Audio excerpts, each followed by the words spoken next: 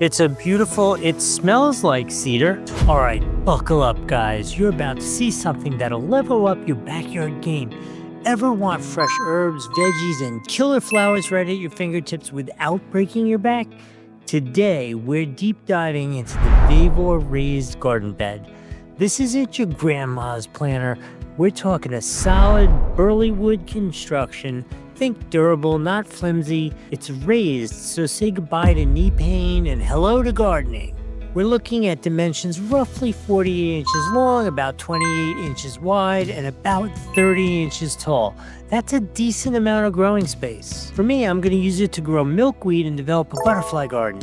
Assembly? Surprisingly straightforward. You've watched me put it together and you'll have this bad boy up and running in no time.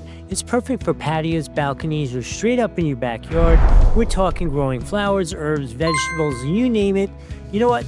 Let's go talk to me after I put it together and see what I thought of it. Okay, so here it is, the VEVOR Raised Bed all put together. This is what the hardware looks like. To me, it looks a little unfinished, but still fine, right? It's a beautiful, it smells like cedar. It's so white, but I'm telling you, it smells like cedar. And obviously, this liner is not completely where it belongs yet because it has no dirt. This isn't a complaint, but check these out. It comes with Barbie tools. What are you supposed to do with these things? Not sure what anybody's gonna get any use out of those at all. So yeah, so overall, this is absolutely perfect for what I wanted in terms of raised bed.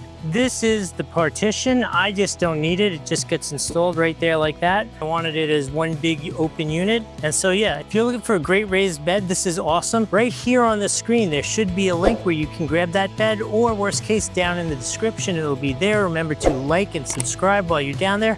Also, put in the comments, what are you gonna grow in your raised bed?